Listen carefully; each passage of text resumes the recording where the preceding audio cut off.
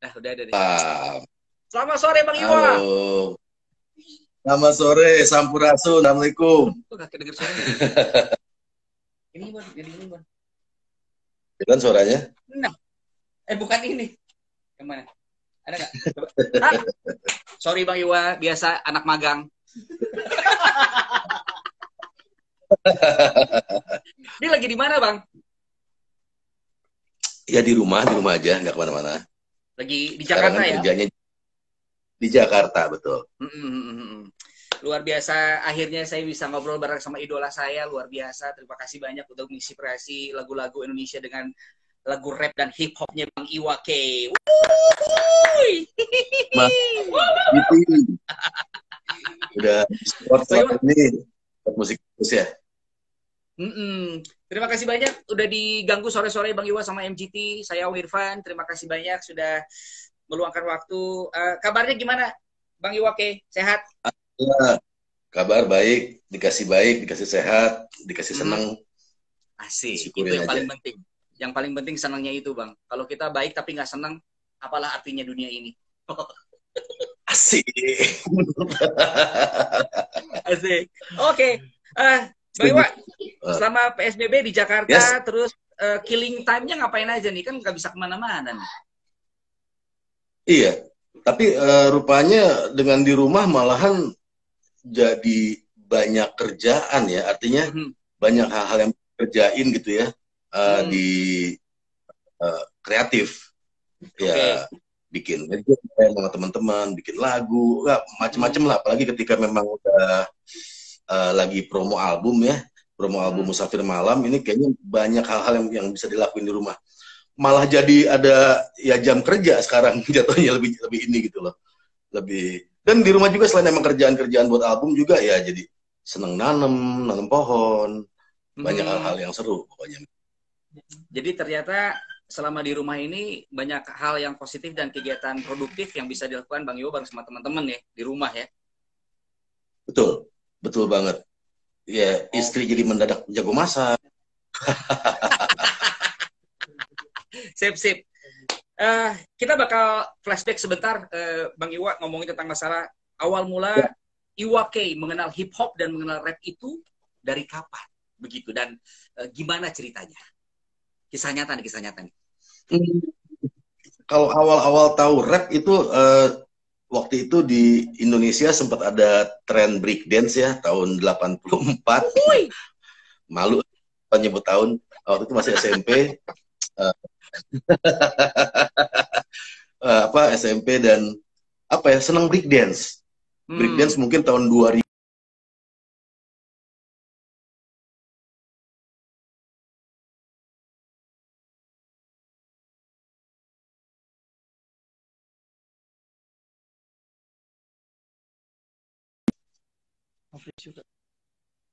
Oke.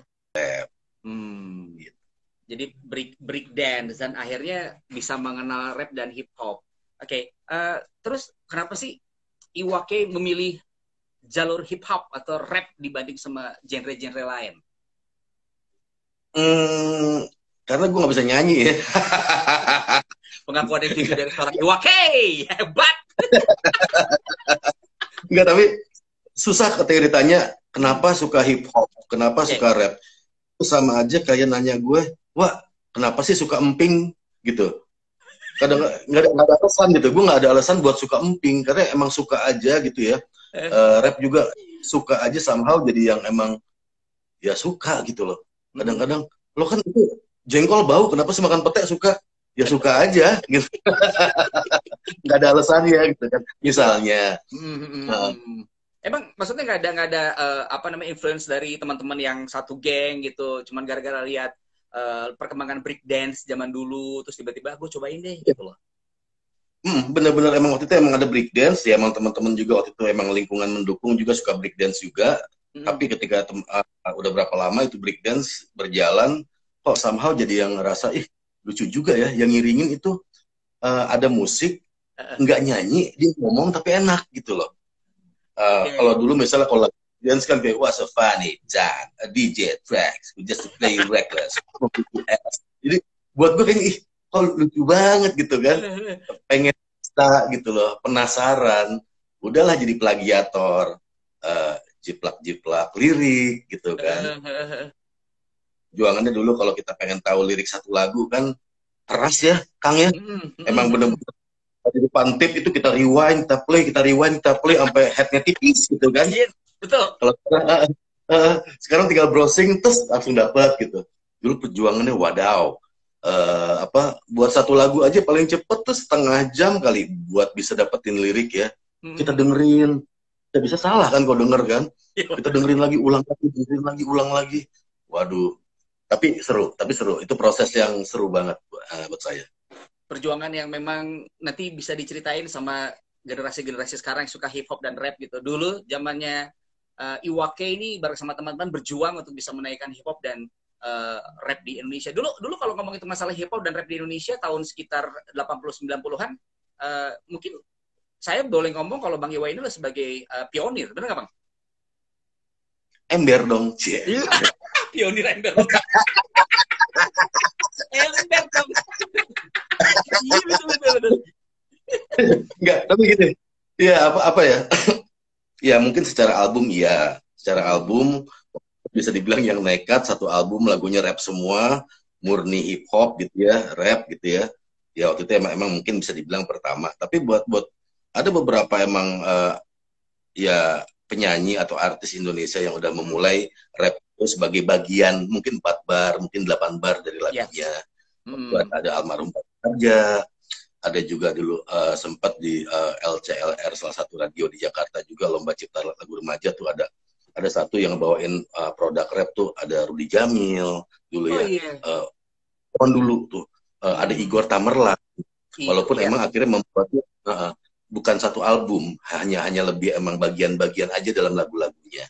Bahkan kalau emang kita ngambil spiritnya hip hop gitu ya kayak hip hop di Amerika gitu, ngelihat Godfather-nya tuh ngelihat sumbernya tuh dari James Brown gitu misalnya. Walaupun James Brown bukan hip hop gitu ya.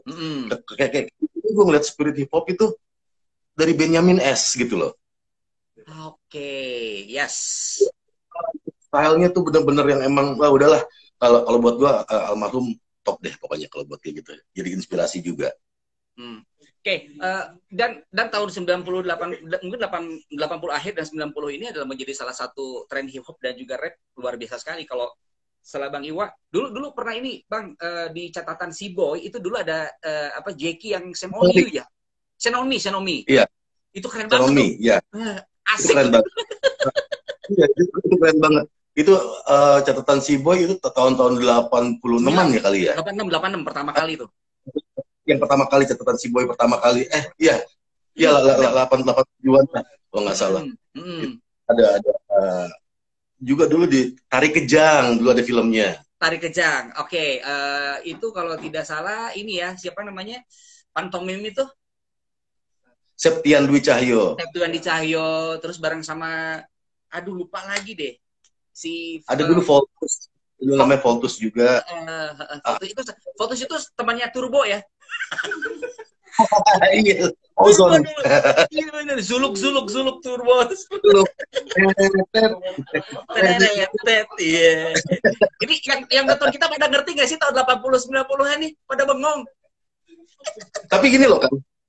Kalau gue tuh ada kebiasaan dulu ya. Kalau emang tahu satu lagu gitu ya, pasti saya cari akarnya. Kebiasaan dari dulu. Makanya saya agak kolot begok dari zamannya saya ABG juga. Kalau misalnya dengar The Police aja. Karena kaset yang pertama saya punya kan The Police tuh. Saya nabung gitu ya. Nabung sampai akhirnya dari uang bulanan bisa akhirnya beli kaset gitu ya. Itu bukan rap, itu The Police. Itu akhirnya The Police waktu itu, dulunya kayak apa ya? Akhirnya dari dulunya. Kayak rap juga, waktu itu tahu dari breakdance gitu, tahun 80-an. Tahu nih, produk breakdance ada Run DMC, ada Afrika Bambaataa, semuanya. Akhirnya ngurut lagi tuh, ke belakangnya apa sih, siapa sih yang pertama? Pengen tahu gitu loh. Rupanya yang bisa kan, ada Sugar Hill Gang dulu, judulnya Rapper's Delight. Itu bisa dibilang awal-awal, asal di hip hop, hip to the hip hop, you don't stop. Rocking out, baby baba to the boogie, the bang bang, the boogie to the boogie, the beat. Jadi apa? Asik! Jadi hobinya ngurut gitu loh. Dan anak-anak sekarang tuh ya, teman-teman sekarang nih milenial punya hobi yang sama gitu loh. Ketika emang tahu satu ini, kaget juga, Bang, lagi manggung gitu ya, kok tahu bisa apa lagu-lagu yang bukan hits gitu. Rupanya mereka emang emang ngulik gitu sekarang tuh, yang emang penikmat musiknya ya. Yes. Salut lah pokoknya. Ini luar biasa sekali nih, regenerasi zaman-zaman sekarang juga anak-anak ini udah mulai kreatifnya luar biasa gitu ya, dari berbagai macam. Kalau kita ngomongin tentang masalah, oke lah, rap dengan bahasa Indonesia, bahasa Inggris, tapi sekarang rap dengan bahasa daerah tuh luar biasa loh Bang, banyak banget. Luar biasa banyak banget. Kalau kita ke Indonesia Timur itu banyak banget ya, di semua daerah sih udah banyak, Sunda apalagi ya. Di Indonesia Timur itu kalau saya emang perform, saya suka main sama komunitas sana gitu ya. Itu mereka nge-rap dengan bahasanya sendiri, bahasa ibunya tuh ya, itu enak banget.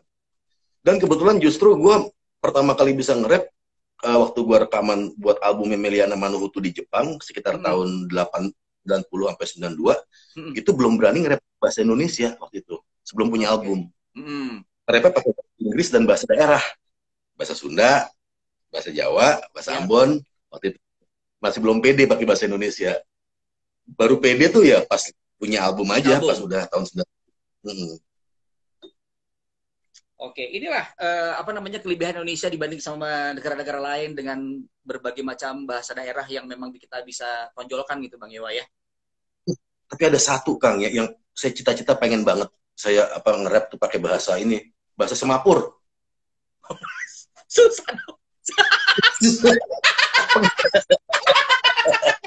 Ini harus gabung sama Gugus Pramuka nih, sama anak-anak Benggala. Parkirin pesawat gitu kan.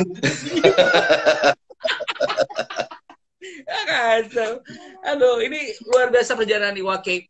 Dulu di Bandung tahun berapa sih, Bang Iwa? Kuliah di Bandung pas kuliah. Nah, pas kuliah. Saya sebenarnya emang lahir di Jakarta sampai SMA. Dari situ kuliah di Bandung. Kuliah di Bandung, di Unpar.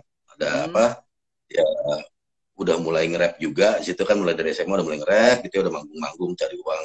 Ya kecil-kecilan waktu itu. Pas di Bandung juga masalah satu stasiun radio di Bandung kalau ada off air udah mulai nge-rap tuh. Sampai akhirnya belum tahun di Bandung, tahu-tahu emang ada guest band ya. Waktu itu tahun 89 rilis lagu Takkan. Dia butuh rapper buat di albumnya. Gitu. Mulai tuh dari situ sama guest band. Guest band itu Mas Gustaf ya yang nyiptain Takkan ku lepas dirimu kekasih. Asli. 89 Takkan Gus. Yang kemarin itu gua kemarin cerita gitu. Luar biasa banget. 89 berarti udah gitu 89 tetap di Bandung atau langsung go Jakarta nih, Bang Iwa? Enggak, itu udah bolak-balik tuh Bandung Jakarta Bandung Jakarta. Pokoknya di Bandung. Ya akhirnya guest band sendiri ini memproduce Meliana Manuhutu untuk satu project album R&B lagu-lagu daerah. Buat di Jepang. Ada Korambe, ada Tanase, ada Tokecha, Jangkeling, Cublak Suang, pokoknya lagu-lagu daerah yang dibikin R&B. Udah dari situ ya udah mulai nge-rap tuh, ikut di album itu. Sampai akhirnya ya di tahun 92-an lah teman-teman dari Guest, lo bikin dong album sendiri. Ya udah coba, tapi mesti pakai bahasa Indonesia. Waduh, pusing waktu itu. Minta waktu dulu lah buat bikin pakai bahasa Indonesia gitu kan, workshop dulu lah, cari-cari gimana gitu. Dan akhirnya album pertama itu keluar tahun berapa, Bang Iwa? 93. Itu yang bebas ya? Album bebas atau bukan? Bebas, itu Ku Ingin Kembali. Aku ingin kembali. Hari lari-lari pagi, gak pakai sepatu. Iya. Itu gila banget pertama kali Iwake keluar dengan lagunya tiba-tiba dulu tahun berarti ya sekitar tahun 90-an begitu, ini lagu hits banget dan akhirnya ya udahlah, siapa yang gak kenal dengan Iwake sebagai rapper dan raja rapper Indonesia. In the house nih.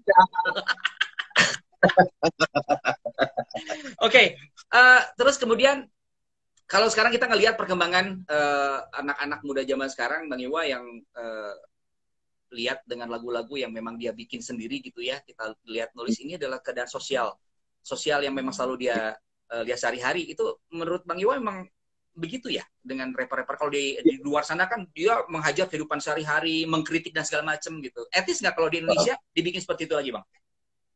Sebenarnya ya yang namanya hip hop kan emang semangatnya ya, spiritnya itu emang numpahin sikap diri sendiri, attitude-nya sendiri. Mm-hmm. Ya.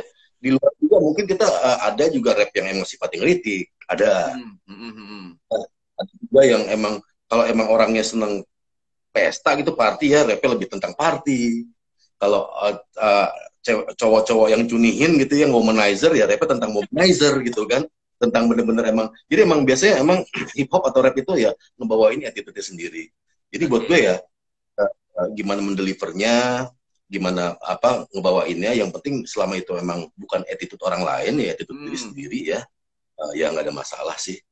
Karena kalau kita udah pakai attitude sendiri tuh kayaknya udah ya nyaman aja. Oke, Bang Iwa, sebentar kita minta izin sebentar, kita mau sapa-sapa dulu teman-teman yang udah bergabung. Mana nih, Bang? Oke, nih dari Anto Kupluk, rapper favorit Aing, Kang Iwa sama Saikoji. Wow, begitu Kang.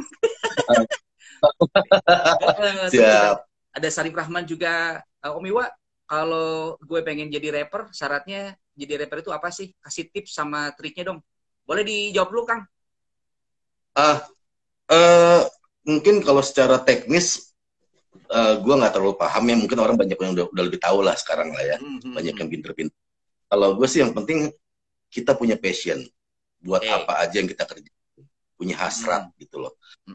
Buat gue pribadi, skill itu nomor keberapa lah. Yang penting passion dulu. Karena orang yang punya passion, yang punya hasrat, dia nggak akan pernah berhenti belajar. Tapi kalau orang yang cerdas, pasti udah ngerasa cerdas, ya udah nggak belajar. Berhenti ya, bener. Gitu. Okay. Orangnya semangat gitu ya, passion ya. Yang penting itu aja kok. Passion berarti. Terima kasih ya Sarif. Terus juga ada Iis.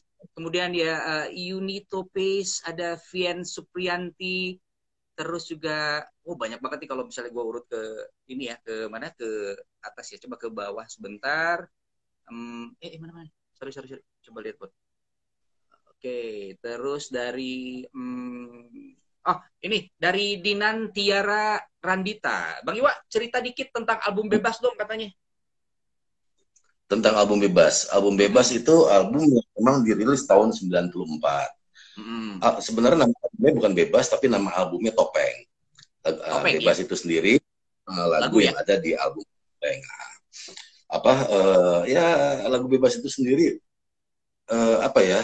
gue coba untuk nge-rap dengan emang nge-rhyme yang emang ada nadanya, nyangkut ke nada. Gue coba di situ. Mungkin ada yang bilang dengan cara raga gitu ya, dengan cara reggae gitu ya. Gue coba deliver ke arah situ. Dan ya syukurlah nggak nyangka banget gitu ya. Itu lagu sampai hari ini masih bisa bikin orang seneng gitu loh. Bukan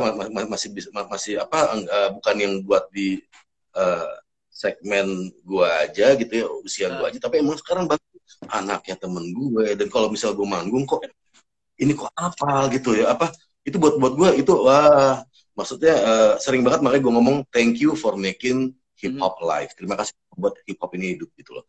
Yang bikin hip hop ini hidup bukan gue, bukan Saikoji, bukan siapapun yang tapi emang penikmat kayak lo semua ini yang bikin ini hip hop ini hidup. Makasih banget, thank you. Apalagi ketika emang Bebas itu ada filmnya kemarin sama Mira Lesmana ya, sama itu itu makin ini kok biasanya kalau misalnya ada ketemu di bandara ibu sama anak, ibunya minta foto, sekarang ibunya sama anaknya juga tahu gitu. Iya benar-benar. Tapi itulah musik buat gue tuh nggak ada musik lama atau musik baru. Buat gue musik cuman ada ya enak apa nggak enak gitu loh di telinga orang. Benar. Dan itu masing-masing. Benar.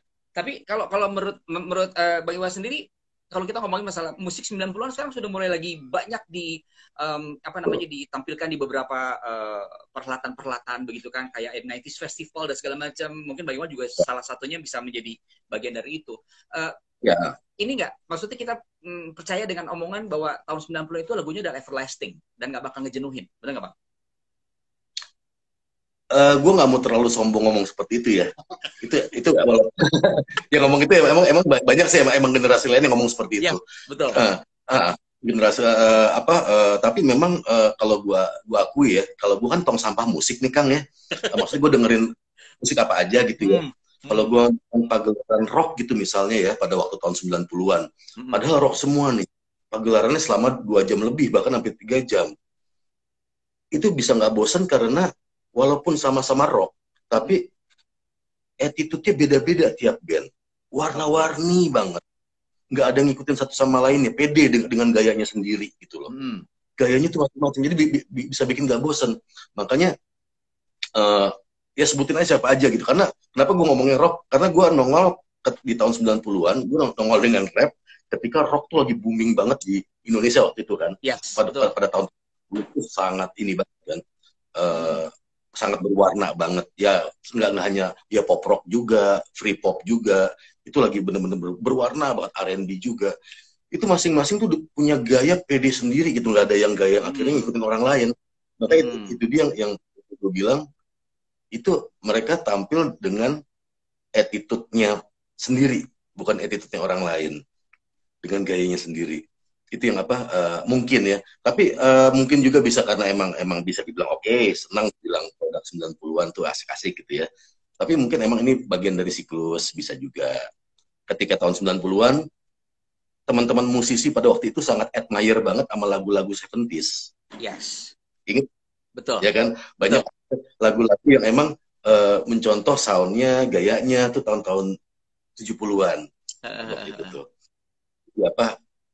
ya mungkin itu bagian yang namanya tren gitu ya, mau fashion, mau musik atau segala macam. Kita punya siklusnya masing-masing. Tapi di hip hop sendiri ini agak-agak aneh nih Kang. Kalau ngomong mungkin agak panjang. Hip hop ini siklusnya jadi udah balik sini terus aja ada terus. Iya. Ada genre hip hop, sub genrenya lahir lagi, sub genrenya lahir lagi, sub genrenya lahir lagi. Kayak hamster. Gampang beranak. Beranak terus. Nggak bisa dingin, hajar terus. Sarungan terus. Iya bener-bener ya, jadi berakar terus sampai ke bawah, dan akhirnya maksudnya hip hop, dan kalau kita berbicara hip hop ini nggak bakal mati dan habis ditelan zaman gitu. Nah, Bang Iwa, kalau kita berbicara tentang masalah apa sih kurangnya hip hop Indonesia menurut Bang Iwa sendiri? Apa ya? Enggak sih ya, kalau gue sih mungkin karena gue kalau udah ngomong hip hop gue subjektif ya. Artinya dulu, soalnya gue inget ketika emang pertama kali gue rilis album pertama, ada satu orang ya, seorang kritikus bilang, alah musik rap ini paling umurnya cuma 1-2 tahun hilang. Waktu itu dan 2 lah ngomong kayak gitu. Dan faktanya sekarang bener-bener emang, dan kalau istilahnya sekarang lagi seksi banget lah pergerakan hip hop nih di 10 tahun terakhir, musik-musik rap. Gue sih ngeliat, gue suka aja, biarinlah orang dengan gaya masing-masing gitu ya. Yang penting ya itu tadi, kalau buat gue kalau gue ngelihat emang orang nge-rap gitu ya, pakai attitude-nya atau gayanya sendiri, itu lebih enak dilihat atau lebih enak didengar. Itu aja kok. Mungkin kalau misalnya emang ada ya 1-2 yang emang bukan dengan gayanya sendiri, tapi kelihatan banget jiplak dan lain sebagainya, buat gue ya udahlah, nggak apa-apa. Lihat yang bagusnya aja. Benar-benar. Yang paling penting menurut Bang Iwa itu masih sah-sah aja ya, tapi yang paling penting lihat bagusnya aja. Lihat bagusnya aja. Bang Iwa, ini ada Anto Kipluk bilang, Bang Iwa, ayo dong buat lagu rap tentang sosial eksperimen sedikit aja. Apa nih? Sekarang nih. Coba sedikit dulu biar asik nih. Bebas tentang sosial eksperimen apapun. Nah, freestyle. Asik. Agak digabung sama lagu yang pernah gue inget sih ya. Boleh. Akulah berdebah si haram jadah, dalam gelisah meludahkan sumpah serapah, dendamku bagaikan air bah, siap menjarah kebenaran dengan darah. Akulah jelita mahkota dusta derita manusia di dalam prasangka, dunia membuatku tertawa, terhibur oleh ketololan logika. Ini bener-bener ya, ini udah yang jadi pionir dan juga jadi rajanya rap Indonesia is in the house. Bang Iwa, ini datang dari sono Fitter ya, dari Malaysia. Salam dari Malaysia Bang Iwa. Salam balik Ci. Luar biasa, banyak banget tuh. Asik, keren, keren, keren. Nah, Malaysia. sip. Bagi Wak, kita akan terusin lagi dengan cerita-cerita mengenai tentang masalah ini ya, apa namanya, single terbaru, I Wish. Ini menceritakan tentang apa, Bang Iwa? I Wish itu salah satu lagu di album Musafir Malam ya. Di Musafir Malam ini sendiri album ke-7 yang ada 7 lagu di situ. Harapan gue lagu-lagu ini karena emang seminggu ada 7 hari, jadi tiap hari kita punya soundtracknya masing-masing dari lagu ini, dari album. Jadi bisa diulang-ulang, diriran lagi ya. Dan lagi tuh per minggunya gitu udah candy gue. Terus apa tentang I Wish sendiri ya, kebanyakan dari Musafir Malam kan sebenarnya ini Musafir Malam sebelum nongol album gue ini, gue ada acara talk show namanya Musafir Malam.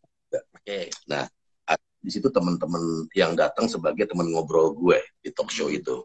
Dan kebanyakan teman-teman yang gue ajak di situ adalah orang-orang yang dianggap sama orang lain atau masyarakat orang yang ada di sisi gelap. Wah, dengan ini frame-nya masing-masing. Tapi kalau gue lebih sendu kayak tadi itu, yang penting gue ngeliat dalam kegelapan justru orang biasanya lebih mensyukuri sekecil apapun cercah cahaya yang datang. Lebih bersyukur gitu orang-orangnya. Coba kalau lagi kita ngerasa di jalan terang, ada yang nyalain lilin, liatin. Iya benar. Coba nyalain siang-siang, gitu kan. Tapi kalau malam-malam kita nyalain lighter aja, kecil aja, ada percikan, orang akan bersyukur. Nah, makanya gue ngeliat positifnya di situ. Itu semangatnya dari situ. Dan lagu I Wish ini sendiri kan terinspirasi dari obrolan gue sama Vanessa Angel. Waktu itu Vanessa cerita tentang permasalahannya, ngadepin bullying dan lain sebagainya. Gue ngeliat Vanessa di situ punya ada passion buat tetap, walaupun orang ngebully gue pengen tetap happy lah, bisa senang. Makanya di lagu ini emang menceritakan gimana kita ya di sini ku merasa senang gitu ya, di sana merasa senang. Yang penting emang ya itu inspiring dari Vanessa Angel itu sendiri kalau buat lagu I Wish gitu. Oke. Di Musafir Malam ini berarti ada 7 lagu, Bang Iwa ya. Ini ada kolaborasi dengan artis-artis lain? Ada juga sama Ipang Lazuardi. Judulnya Kata Siapa. Itu yang sama Ipang Lazuardi itu hasil terinspirasi dari obrolan gue dengan Marcelo Tahitu. Terus juga ada juga kolaborasi dengan David Bayu. Judulnya Someday, yang mana lagu itu juga terinspirasi dari obrolan gue sama Ariel Noah. Jadi apa? Ya curhatan gue ngerasa ada obrolan yang positif yang gue sayang banget kalau cuma sampai di talk show. Ini gue pengen berbagi vibrasi positif ini ke yang lain gitu loh, dengan lewat musik. Ada juga obrolan dengan cara lagu. Ada obrolan dengan Nikita Mirzani yang akhirnya dibalik lagunya. Ada juga obrolan dengan Gading Martin, judulnya Friend in Me. Itu semua tentang orang-orang. Gue coba untuk melihat ada sisi-sisi yang keren ya dari mereka gitu ya, yang rupanya orang nggak ngelihat ke situnya gitu ya, yang bisa gue sebenarnya ini relate, gue nggak menceritakan tentang mereka, ini menceritakan tentang siapa aja yang mungkin bisa ada dalam posisi mereka gitu loh. Nggak saklek mereka gitu loh, karena emang gue nggak cerita kata per katanya, tapi gue lebih nangkep yang gue jadiin lagu tuh adalah emang passionnya mereka, hasratnya mereka ketika mereka mencoba untuk bounce back atau kembali berdiri dari permasalahannya. Oke. Boleh nanya, kenapa kalau misalnya kita berbicara tentang masalah tadi Bang Iwa berkolaborasi dengan berbagai macam artis lainnya, terus kemudian juga dengan cerita-cerita dari beberapa teman-teman artis juga. Kenapa harus Nikita Mirzani? Kenapa harus Gading Martin? Kenapa harus yang lain gitu? Kan mungkin ada juga beberapa artis yang mungkin mempunyai masalah yang pelik. Ya, lebih daripada gue sih ya mungkin akhirnya lah gue akan lari kemana-mana ya, karena emang ini cuma 7 lagu, ntar bisa kalau ya, semuanya ntar bisa jadi 80 lagu. Jadi iya ntar jadi dibundel album gue, tapi enggak, artinya apa ya, yang emang ya mungkin gue sama Nikita juga nggak kenal, baru kenal pas di acara itu gitu ya, apa emang gue udah kenal juga. ya mungkin ini orang menarik. Ini hal-hal yang menarik, orang yang gini loh, orang yang udah dapat stigma dari orang lain, bukan sekedar punya masalah. Mungkin orang juga ngelihat nih kita tuh dapat stigmanya apa dari masyarakat. Orang ngelihat Vanessa Angel juga, Vanessa Angel. Gue nggak percaya sama stigma soalnya. Stigma itu diciptakan cuma buat jadi bahan omongan orang-orang yang lagi belanja sayur di gerbang depan. Cocok. Jadi apa? Buat gue apa? Apalagi kadang-kadang stigma itu ngikat kita dari berkarya. Takut, wah ntar orang bakal bilang gue gini nih, ntar bakal bilang gue begini nih. Jadi takut gitu loh. Jadi gue coba untuk udahlah, kita jalan dulu, berbuat positif dulu, peduli apapun lo, peduli siapapun, peduli lo ada di sisi gelap pun, berbuat baik aja dulu. Jadi emang itu cuma stigma doang yang emang tercipta cuma buat dicuekin doang. Tapi mudah-mudahan dari sini kita bisa mengambil hikmah yang luar biasa begitu. Perjalanan hidup kita akan semakin lebih baik lagi ke depannya. Begitu Bang Iwa ya? Ya. Oke. Bang, kita akan coba ke ini teman-teman dari WCB Rap dari Kalbar. Ini Aci Lemce. Selamat sore Bang Iwa katanya begitu. Sampai Kalbar. Halo Aci Lemce. Respect. Semuanya teman-teman nih. Nah, Bang Iwa kita lanjutin lagi ngomongin tentang masalah I Wish. Video klip sudah keluar, Bang Iwa? Nah ini serunya tuh gini, terakhir kali take vokal itu untuk Musafir Malam, itu adalah seminggu sebelum pandemi. Jadi ketika kita bikin video klip adalah di saat pandemi, yang notabene di social distancing, akhirnya gue emang coba untuk ngambil tema dari rumah masing-masing kita ngejam. Udah ada video buat I Wish, dan nggak cuma I Wish aja, sebenarnya udah ada video klip yang kita bikin di sini karena gue rencananya pengen bikin 7-7-nya ada video klipnya, dan 4 ini emang sengaja gue bikin emang dari rumah masing-masing gitu ya. Syuting yang kita satuin mungkin sekarang terlihat biasa, tapi nanti mungkin tahun depan atau 2 tahun lagi kita bisa cerita kalau dunia musik Indonesia tuh di saat pandemi kita masih melakukan sesuatu, masih berkarya dengan video klip yang emang tampilannya seperti ini gitu. Oke. Nah, terus kalau misalnya pengen denger lagu I Wish, gimana nih Bang? Nggak, di platform sudah ada? Di setiap platform udah ada. Di setiap warung-warung musik ya, itu udah ada. Tempat-tempat nongkrong musik tuh semuanya udah ada I Wish Iwa K gitu ya.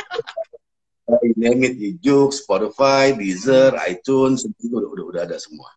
Oke, gitu. Jadi nanti teman-teman dan juga para pecinta Iwa K silakan untuk bisa mengunjungi platform-platform yang sudah ada, kemudian coba didengarkan I Wish. Ada video klipnya I Wish. Nah, di YouTube-nya juga udah ada. YouTube-nya itu channel namanya Musafir Malam. Musafir Malam nama channel YouTube-nya. Oke. Video klip yang dibikin itu siapa yang nyutradari? Yang I Wish. Video itu kreatifnya gue sendiri. Aduh, mantap. Kayak talk show-nya juga, di talk show-nya Musafir Malam pun gue di situ emang kreatifnya. Di sini pun di sini gue coba untuk ya sebisa ya sambil belajar lah ya Kang ya, ngumpahin itu kreatifnya gue coba untuk emang bikin sesimpel mungkin karena ini kita lagi di pandemi. Jadi gue seperti gue bilang tadi, suatu saat nanti kita akan cerita, lo kesimpel banget video klipnya, ini saat pandemi gue bikin video klip, dan itu akan jadi library yang mahal gitu loh buat musik Indonesia. Oke, mantap. Kita doakan sukses terus. Amin. Dan kita berbicara masalah Iwa K, seorang rapper yang memang akhir-akhir kemarin beberapa tahun yang lalu tiba-tiba menerima job sebagai penyiar malam di salah satu stasiun radio, dan saya selalu mendengarkan itu meskipun saya di Bandung. Sekarang masih nggak Bang jalan? Iya. Gue itu berhenti siaran tuh 2 tahun 2018. 2019 sorry. 2019 pertengahan Agustus. Karena gue emang pengen bikin talk show ini nggak kepegang.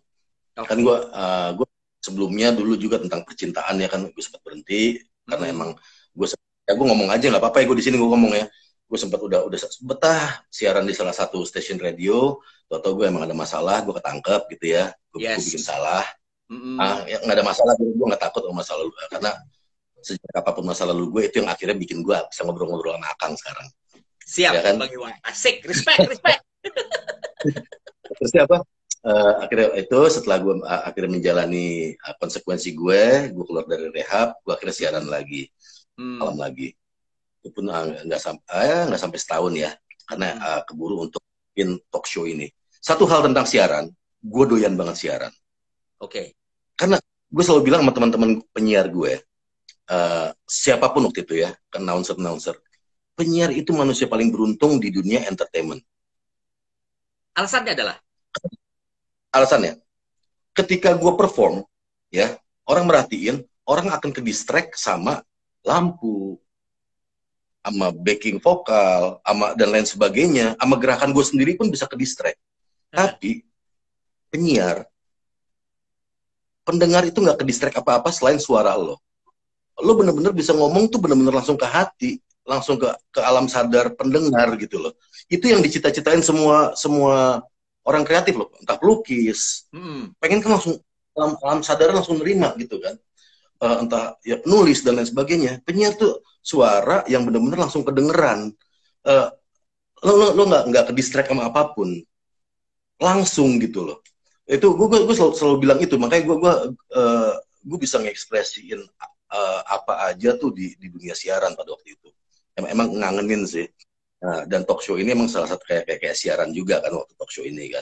Jadi gue emang enak bawa ini, cuman bedanya talk show ada visualnya gitu ya. Yes. Dan gue someday gue akan coba untuk membagi waktu lagi dan siaran lagi. Siaran tuh kurang ajar, enak banget bangsat, ngangenin. Iya bener. Iya kadang-kadang banyak orang yang kadang-kadang orang yang baru 2 hari gitu ya, atau baru 2 hari misalnya Sabtu Minggu tiba-tiba yang gila gue pengen Senin lagi, pengen siaran lagi begitu kan. Ini adalah hal-hal yang bikin nagih lah siaran itu sebetulnya. Kacau siaran kacau bener. Dan buat gue setuju ya sama lagunya Queen yang emang yang Radio Gaga ya, tentang radio itu emang sesuatu yang banyak tentang radio dari The Core ya juga pernah ya. Yes. Banyak sebenarnya, selain itu banyak lagi tentang radio yang emang dia admire radio itu nggak akan mati. Artinya kecenderungan orang untuk dimanja langsung ke otak tengahnya karena ngedenger itu tuh bener-bener kebutuhan gitu loh. Buat gue ya, ini gue ngomong, gue bisa salah tapi ini pendapat gue. Kebutuhan nggak mungkin bentuknya akan beda, akhirnya jadi podcast sekarang udah ada kan. Yes, betul. Suara juga dari situ. Hanya dengan ngomong orang dan lain sebagainya, orang udah bisa manjain kebutuhan orang. Itu keren banget. Buat gue siaran ngehe. Mantap, luar biasa. Dan ini adalah alasan kenapa sampai saat sekarang Aung Irfan masih siaran.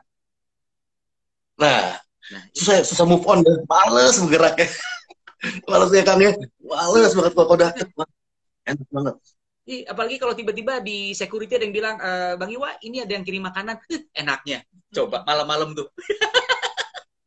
Gue penyiar. Gue selama puluhan tahun gue nge-rap dan lain sebagainya segala macem, nggak pernah dapat treatment seperti itu gitu loh.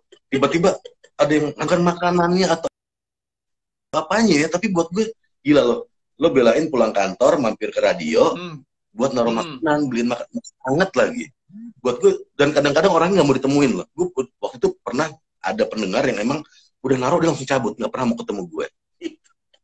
Itu lucu banget, ada unik-unik gitu. Gue yang ya Allah ini keren banget. Sampai gue boleh cerita ya, kan waktu itu gue pernah ada acara curhat gitu. Tiba-tiba ini Mbak ini ngomongnya bisik-bisik, Mas Iwa aku ada masalah, aku boleh curhat? Mbak kurang kenceng ngomongnya, agak besaran. Kalau saya ngomongnya agak besaran nanti suami saya denger. Suami itu denger, cuman Jawa Bali denger. Terus Indonesia nih denger nih. Maksud gue itu adalah refleks yang jujur, yang emang akhirnya ngerasa kedekatan kan. Bukan sesuatu karena ngerasa deket yang wah itu buat gue ya lo penyiar, lo beruntung. Itu satu hal yang bisa gue bilang ke lo.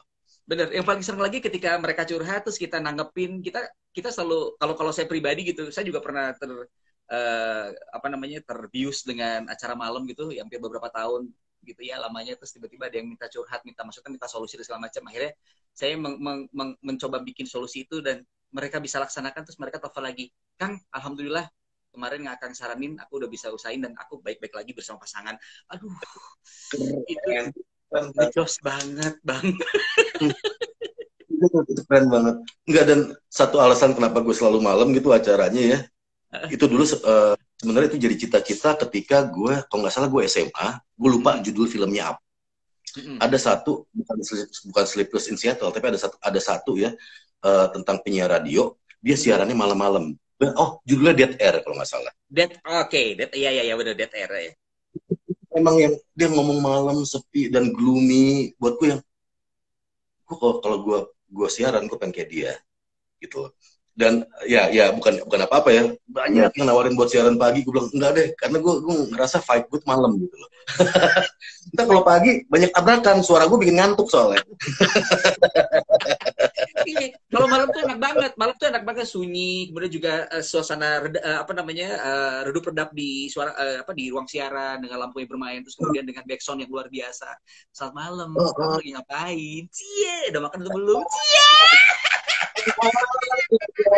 Dan biasanya kan kalau malam orang pulang kantor ya, udah habis ketemu bos, habis ketemu klien gitu. Jadi ngomongnya bisa lebih sampah. Yes, betul. Bisa lebih keluar semua. Orang kalau emang, ya gue bukan ini ya, pagi juga mungkin beruntung, tapi kalau buat gue, orang pagi mau ketemu klien, mau ketemu bos, gak mungkin ngomong sampah. Yes. Enak duluan. Tapi dia kan gak mungkin gitu loh. Iya, tapi kalau udah malam, ngeluapin rasa capeknya, rasa stres segala macam itu di malam, kita jadi kantong muntah, Kang. Yes, ya nggak apa-apa kan? Kantong muntah mereka udah kita sediain kantong muntah, lo muntah deh di sini deh. Gitu. Itu seru banget. Luar biasa. Ya, kita tunggu lagi karya-karya siarannya di radio-radio, apakah tetap di radio yang sama atau radio yang lain? Mungkin sekarang sudah mulai masuk. Nanti kalau ke Bandung, mungkin kalau mau stay di Bandung, nanti MGT lah akan memberikan layanan 4 jam lah ya, malam-malam ya. Oke, luar biasa ya. Oke. Siap. Oke. Bang Iwa, kita cerita lagi dikit, kita lepasin dulu siaran malam, bercerita tentang, Bang Iwa bilang gila, siaran itu enak banget, ngehe banget. Oke. Kita berbicara, kalau penyiar pasti tahu berbagai macam genre musik dan kemudian juga artis-artis yang lagi hits banget. Salah satunya adalah Rich Brian. Oke? Ya. Nah, kalau boleh tahu, menurut Iwake sendiri, kenapa Rich Brian bisa terkenal hingga di luar negeri? Apakah karena pengaruh label atau dia punya musik yang mudah diterima oleh orang luar? Begitu? Buat gue sih Rich Brian gini ya. Pertama kali Rich Brian itu nongol, waktu itu masih Tiga namanya ya.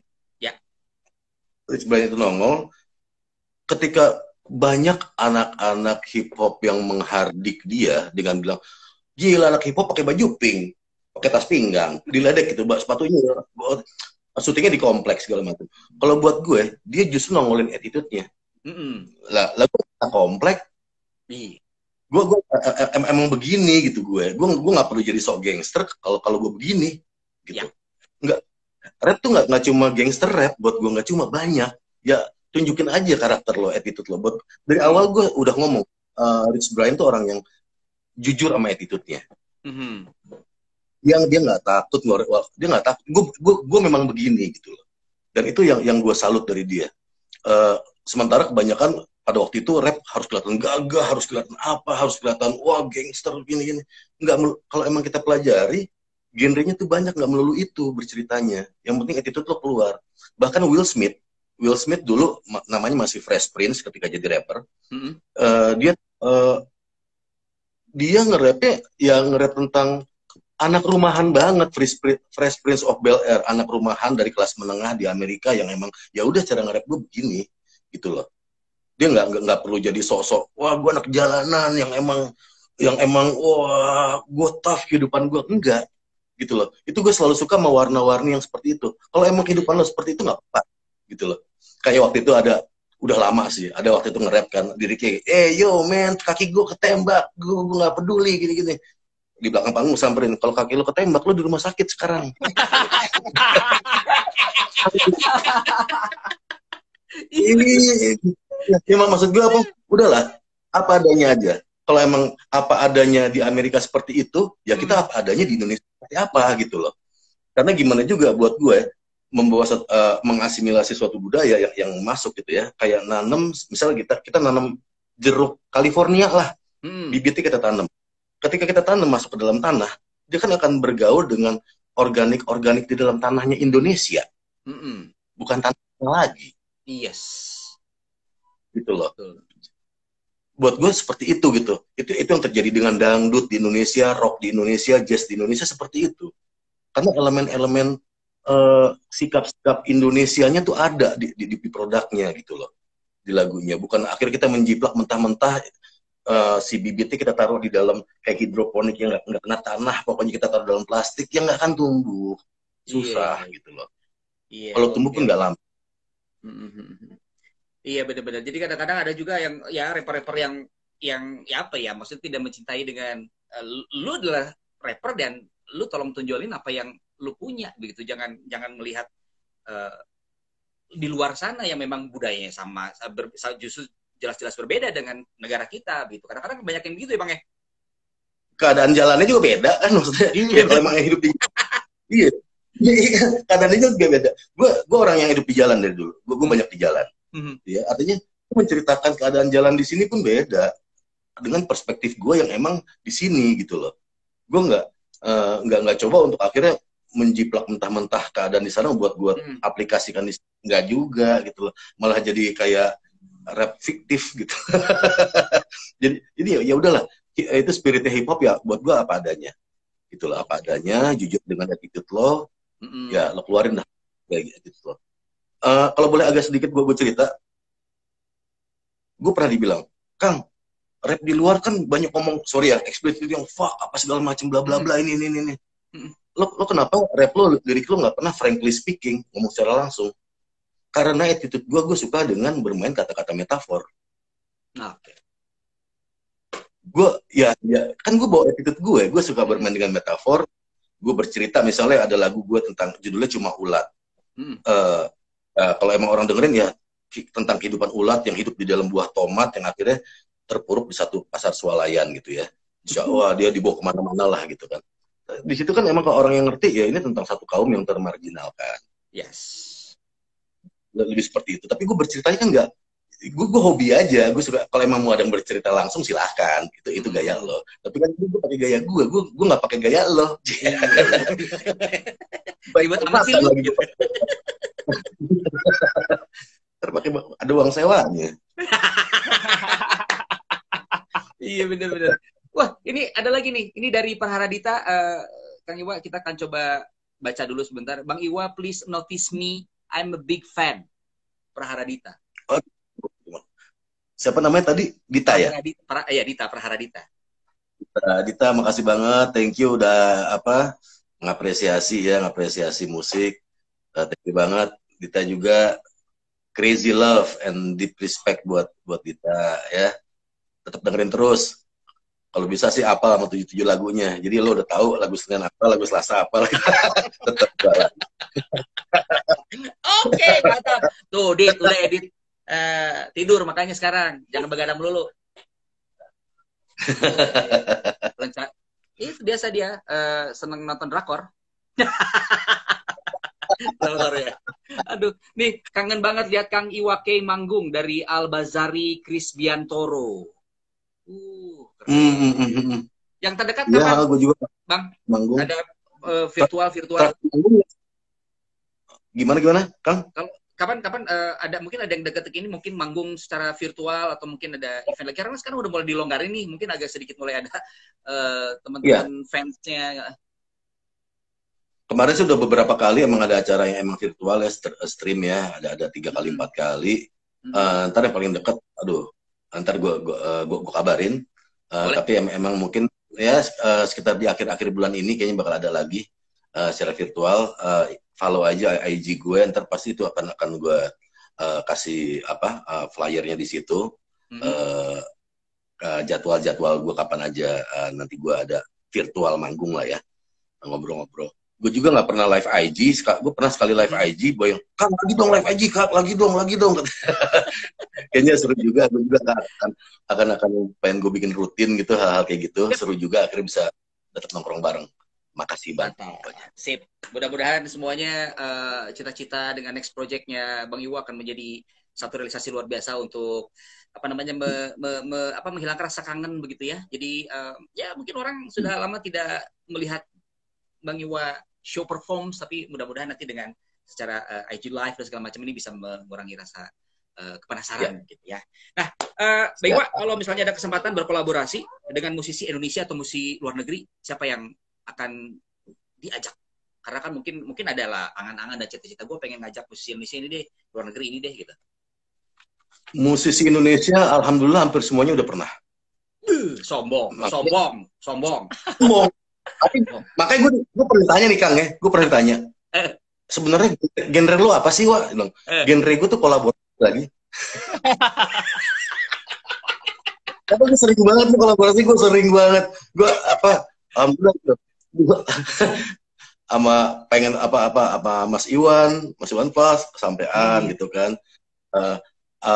Sama Om Iye gitu kesampean gitu. Sama Talba. Akhirnya jadi seneng banget.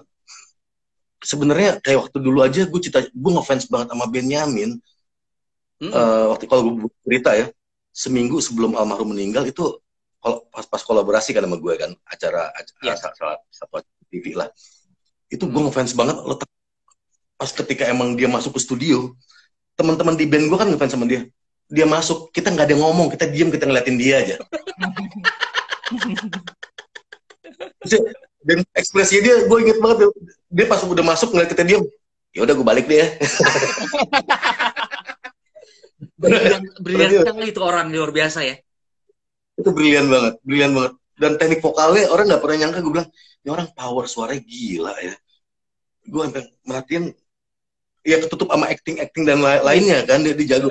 Tapi ketika studio waktu itu kita latihan, wah teknik vokalnya pun gila, keren banget gitu loh. Jadi buat gue dia lengkap lah. Ya gue nggak tahu ya ini bukan karena gue ngefans aja kali ya.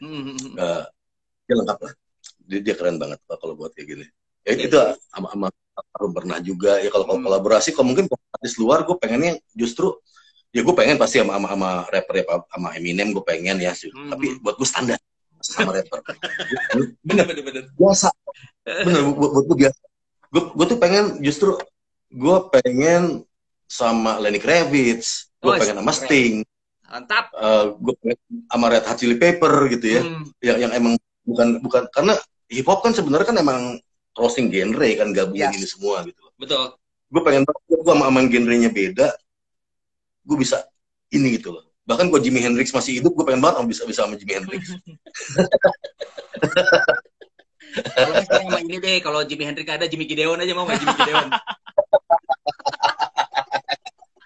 Dapatnya Jimmy Jangkrik. Jimmy Jangkrik. Iya bener. Aduh, luar biasa. Terus ini juga ada yang aku kangen banget nih, Bang Iwa nge-jam bareng sama Eno Netral, bareng sama Stevie Hitam ya? Ya, dulu emang kita punya proyek kan, gue sama Eno, sama Tepi. Ya kita sempat jalan ke beberapa kota lah waktu itu lah. Seru emang. Tepi sendiri kan sebenarnya dulu sempat lama dia jadi gitaris di band gue. Lama banget. Gue inget banget Om Yopi ngebolehin Stevie itu bolos asal ke studio gue mainnya.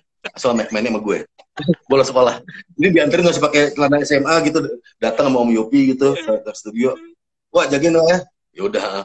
Jadi benar-benar emang dulu Tepi dari muda banget dulu di band. Tapi gue udah ngeliat tuh Tepi tuh mainnya udah punya karakter ya Stevie ya. Karakter banget. Bikin proyek kan sama Eno. Bikin emang udahlah aman lah udah sama Tepi sama Eno lah. Seru pokoknya.